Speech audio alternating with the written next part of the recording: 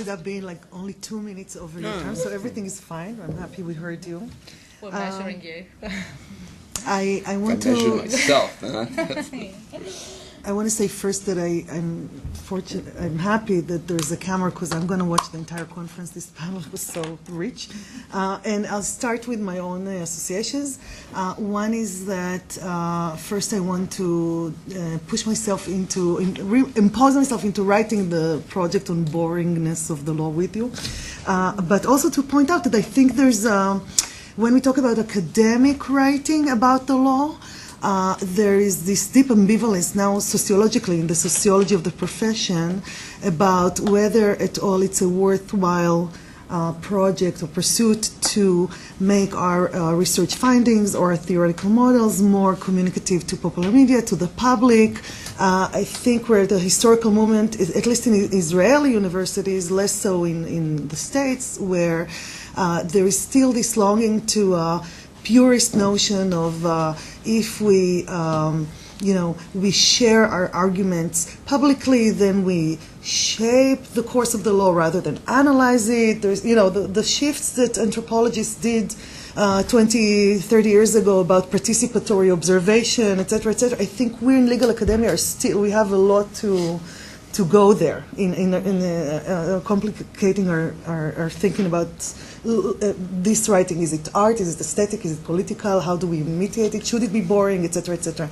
And to Michael, when you talked about the physician, and even before that, I couldn't help but thinking about another area of self-regulation, which is, of course, the caloric budget. And I love your idea of, and you write about those things, so that's why, and I love your idea that the budget is an aesthetic artifact, and I'm thinking of my recent visit to New York where everybody had aesthetic artifacts of fitness watches, which is today's diet budget and fitness budget. So you don't need to comment, it's just thoughts. But so let's start with a list of speakers, Irene and then Ayelet. Thanks very much for this paper. I've been interested in seeing how it's developed. It's really wonderful. In terms of your interest in thinking about generic shifts, one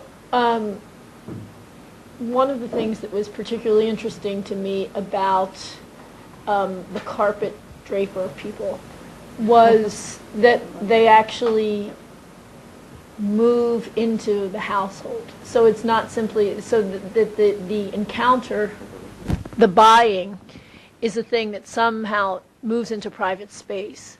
And that seemed to me, and in that sense, budgeting seems to be sort of an invisible thing. It produces an invisible space rather, it might have its own aesthetic qualities, like nice layout and stuff, but it seems in some sense to be significant insofar as it's invisible. You're no longer being watched as a purchaser, and your purchases are no longer going to be read in relationship to your kind of public appearance, but they're being read it's happening in your house in relationship to something that is in some sense invisible. And so I wondered, but at the same time, there is this sense that what you're, there is this paradox of producing this kind of consumerism, this kind of endless buying.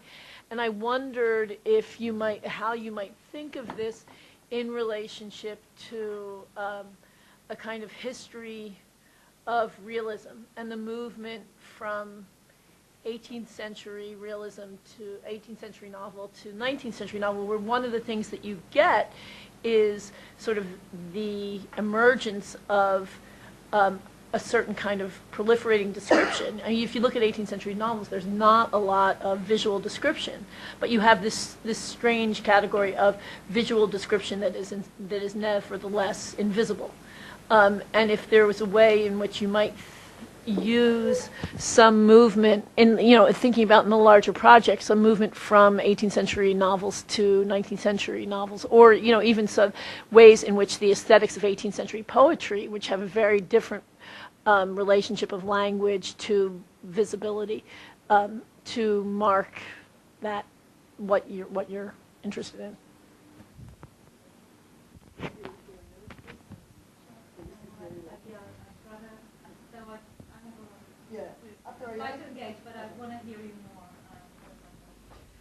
Yeah, thanks. I really enjoyed this article, and I think it's suggestive of many things, and I especially like the way you use irony to tease out the, dare I say it, complexity of these historical moves and how they work in ways that are unanticipated and, in fact, underanticipated. So I think your use of irony there is brilliant. But I want to push you further, and I want to ask you about the way you use the word or the idea of containment. And I think it's it gets a little fuzzy, right? And containment, you know, the word containment itself is a complicated word. I think it's overdetermined in many ways. You know, there's a spatial containment, and you know that it was even brought up by Irene's comment. There's containment as control, to contain something, to withhold. There's also containment as the ability to hold several things at the same time, sort of in abeyance, which I sometimes thought that that's what you were talking about. And then there's also sort of the strategies of containment and kind of Marxist theory and the way that that's been deployed. And I think that because all of these kind of fall into that word, as you're using it, it actually makes your argument a little imprecise, and I'd like to push you to actually explain that, to open up that containment, as it were, and explain more precisely what you mean and how you're using it. Should I? You have some time to answer. I'll do this very quickly backwards, just because I have containment on my mind now. So I think what I want to say is, in using containment, is that you allow an activity, but you set limits, right? So you give us, so you contain in the sense that this is now part of the story. This can happen, right? But you're going to delimit it in ways which are completely internal to your sort of mainstream project, and so are invisible in some senses, right? I think that's what I mean, but I'll have to try and read myself again and see whether this confuses more than helps. I've used containment in another sense, I know that, I know. I have a very specific idea in mind, but I might have to rethink. Irene so is moving into the home, completely invisible. I think there's a sort of double movement in which, partly because in the home there's more than one person, right? This is not an individual, one individual unit. It's actually a complex relationship there, and so it keeps coming back out. How do we relate that to realism?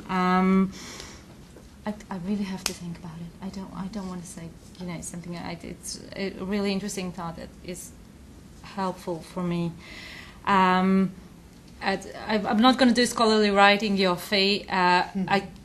So I fleshed it out here, but I'm specifically interested in how boredom relates to the way Law talks about consumption, which seems to me to go against the grain of the whole history of consumerism as everybody trying to make consumption exciting, right? There's a story like that. What advertising does is try to make consumption exciting. I think what is happening in law is exactly the other way, which is curious to me. And just, I mean, there was so much there. And I've just marked all these things that I should use. Particularly, Michael, thank you for the idea of budget as an aesthetic event. It's going to be very important, I think, in looking forward. Just a word on the relationship between. So, who's being disciplined first, right? Groups like women and the poor, or actually, you know, the middle class man, who has to be his self-disciplining person now.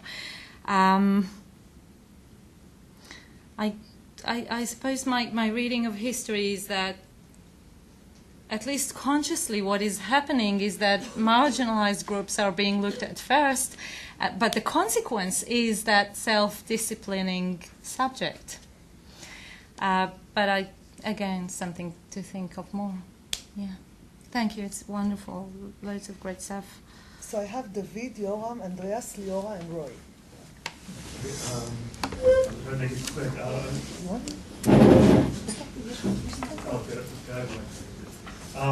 So I was wondering, consumerism and consumption are sort of classic categories in environmental history, and I was wondering what you thought about bringing environment into your analysis.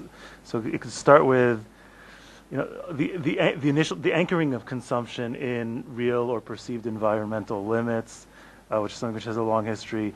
The unanchoring of consumption from limits, roughly contemporaneous with your story, and then also the idea of budgeting, whether under that name or other names, seems to me to have a very long history.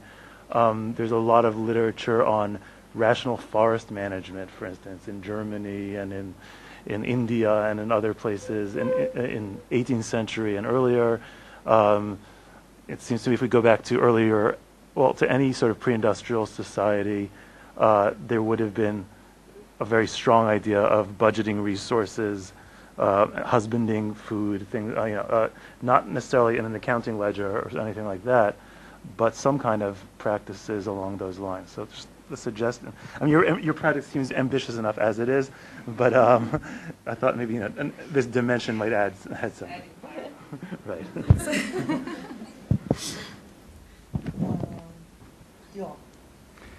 Okay, it's just an emerging idea. It's very vague at this stage, but to test your view of budget as discipline, perhaps you can try and explore the aesthetics and the ethics, the normativity of savings, because you now have us to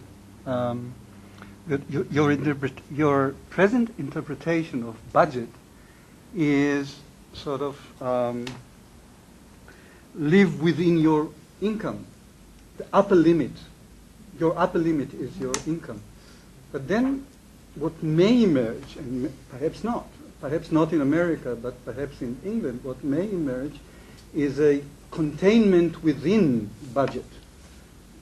Use your budget, but not all of it. Live within your budget, but not all of it. Save some.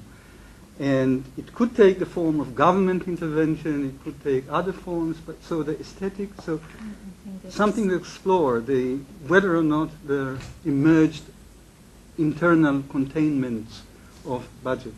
Life insurance.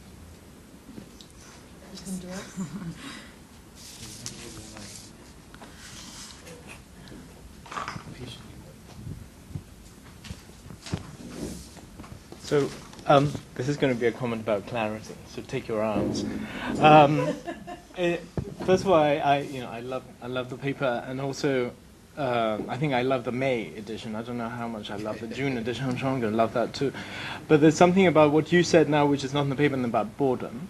And it's really quite interesting how boredom. I mean, there's a whole scholarship on boredom, of course, but it's quite lovely. Alberto Moravia's definition of boredom as the inability to link, to connect, and it's really quite fascinating how you use the like a law and sort of idea. And I guess we all and scholars here, right? I mean, that's what we do. We come here and we kind of we put the and there, and I think that has already entered the stage of boredom. I mean, we all do and now, and I think it's it precisely runs the risk of becoming it is already another kind of way of reinstating the previous disciplinary distinctions. What we do now is kind of keep on saying that we do this and that, and we fall into the driest possible Hegelian dialectics, where the synthesis justifies post facto the division between the values. So what we keep on doing is we keep on sort of putting together disciplines, really though, in order to establish our own discipline. And that is quite I don't know, I find that this is probably not just boredom, but death by boredom. And what is happening here is, I mean, you were much braver, of course, although suspiciously braver in the call, because you didn't use and, you use in. So there's a real impregnation of sort of, what is it, the legal history, but with art. So art in it. And it just brings to mind Suzanne's comment about the jarred note, the thing that it's going to bring there, the kind of the thing that hopefully it's going to allow legal history to implode from within. And that's a comment about clarity. That what I loved about your containment is exactly, I think, what Ayelet was criticizing. And I thought this is exactly the kind of containment we're talking about. It's about an atmospheric containment which allows for a certain kind of transparency of the outside, the fear of the outside, but it brings everything into precisely the kind of post-Foucauldian self-discipline. But we're talking about something else here too. This is not just about self-discipline, but it's about through containment, through this kind of, the big command to contain, one imposes guilt constantly, a social guilt on women, on modernity. Because the difference between pre-modern and modern is precisely this. Pre-modern, we had clarity. We had social stations of immobility, where you were there, and you were born, and you died there. And as you know, in modernity, we have the mobility, and that's where the fuzzy begins. That's where things become complex and unclear. And I think in that case, complexity goes together with a lack of clarity. I mean, that's the whole point of complex theory. So, I mean, Luhmann famously said that we need a complex theory which will adequately describe a very complex reality. And this is not about clarity, this is about complexity. And it's not a fetishization of complexity, it's about precisely the fetishization of clarity. And what we have here is a clear position of guilt, internationally, nationally, domestically, onto, say, from the clear north with the strict budgetary lines to the unclear south, Middle East, Greece, Italy, Spain, whatever it is, Africa.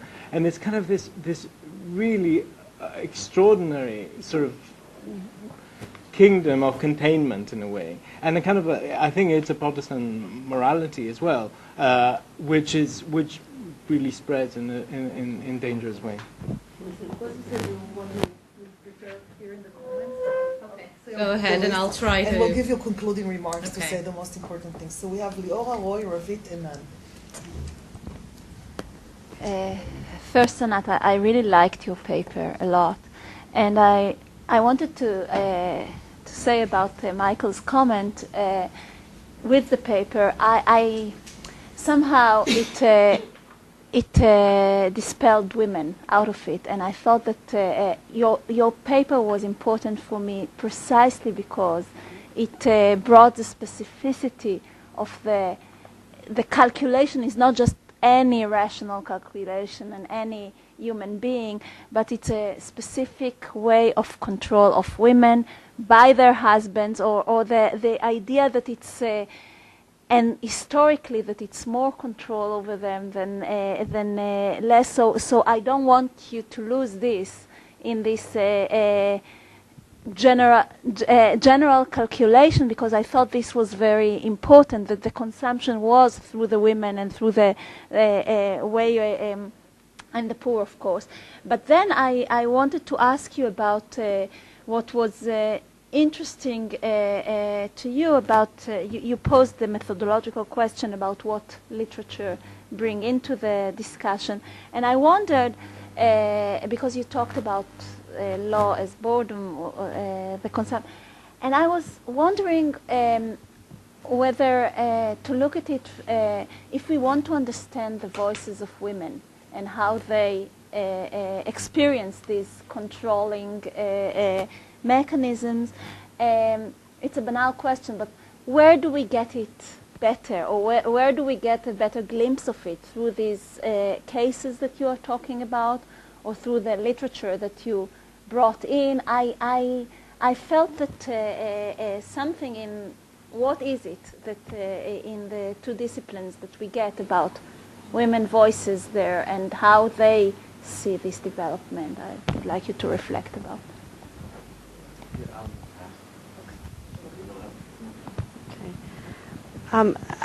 I want to hear you say even more about Eve's Ransom and more about perhaps ransom as a concept, as it might pertain to the sort of accounting and accountability. So that's sort of my call or my request, because I'm curious about, kind of fitting it more tightly with the argument that you're developing here. But I want to come back to this idea of boredom as well, just as in a kind of comment, which is I love the concept of boredom. I think it's also so relevant to what you're doing, and I sort of started having this fantasy about, like writing a book called Lists People Make, because I spent a lot of time looking at insurance logs at various insurance agencies in the UK from about the period a little later than where you're looking at, but the kind of both absolutely kind of stultifying quality and also the kind of exhilarating quality of what it is that people will list when they decide to insure their things, right, and turn them into something that they value in a very specific way, right, with an agent. But anyway, so there's something, but I'm what I think about. So Benjamin wrote, in contrast to what Andreas was saying. Benjamin wrote, boredom is the dream bird that hatches the egg of experience, right? I mean, Winnicott follows him and says, kids that aren't allowed to be bored, and we hear this all the time now, right, are not, don't end up being very creative, right? That boredom is actually incredibly generative and actually necessary, and it's a condition that now, we're all constantly in search of avoiding.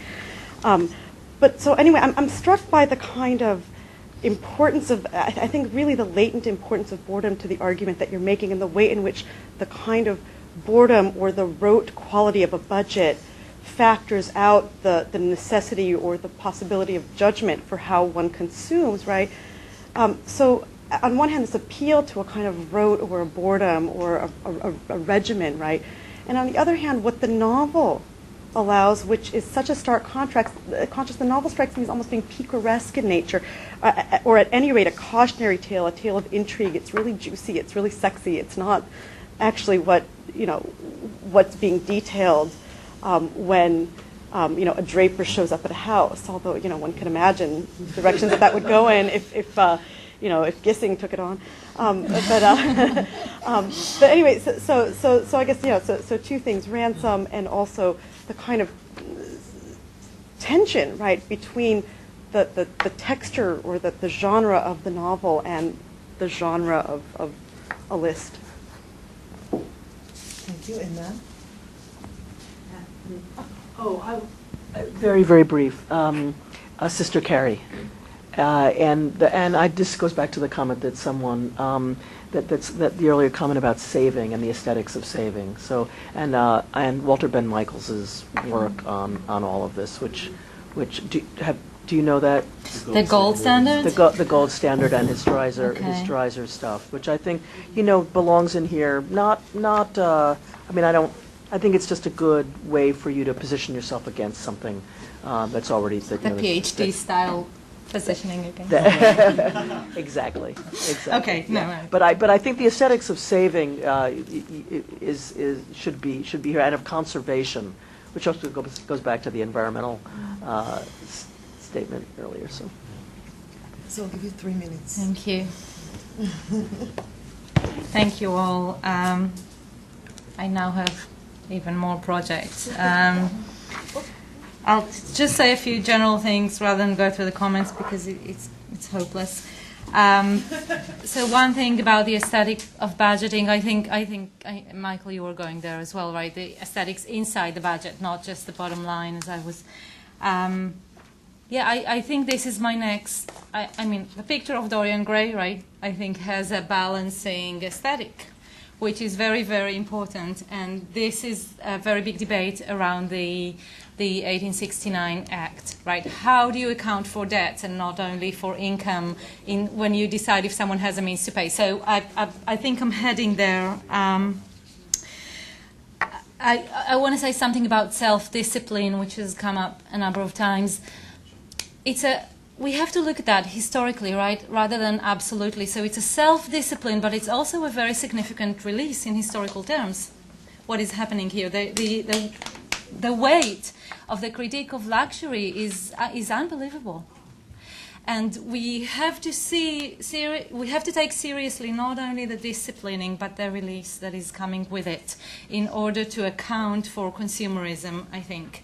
I'm trying to hold on to both of these ends. So, yeah, I mean, women were just there in history, and I certainly think they should remain central to the story. I mean, I have no way of... I'm very much afraid of reifying literature and associating it with femaleness, womanhood, whatever. I'm very cautious with that, because I mean, I think there's a price to pay from a gender perspective when we go there, even though it often seems to emerge somehow from our materials. The last thing I want to say is something general again about the theory of boredom. First, I'll be really, really grateful for references. I haven't done research. I mean, so the two streams that I've managed to figure out are, one, a reading of boredom as a sort of psychological shutting down to overexcitement, to overstimulation. So that's one genre. The other one is the one I mentioned, which boredom is something which lowers your level of alertness, almost leaves you passive to whatever is going on or being said to you. But I don't have enough theory or history there, and I will be grateful for it. I don't know, loads more to say, so I'll stop here and we can continue at lunch. Thank you very much.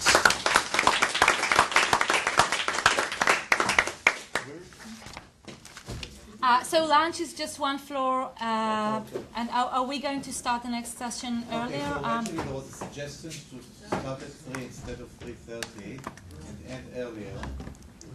Yeah, that's suggested. No, we should go for a swim. And then are we going to make dinner earlier as well, or not? And then start dinner maybe early. start dinner earlier, but this is something Sefi has to find out. But we can start Okay, at we'll 3 let o'clock. you know at lunch. Isi said that it's okay, so we'll actually go down to 2:02 and then start at 3 instead of 3:30 and then earlier. Yeah.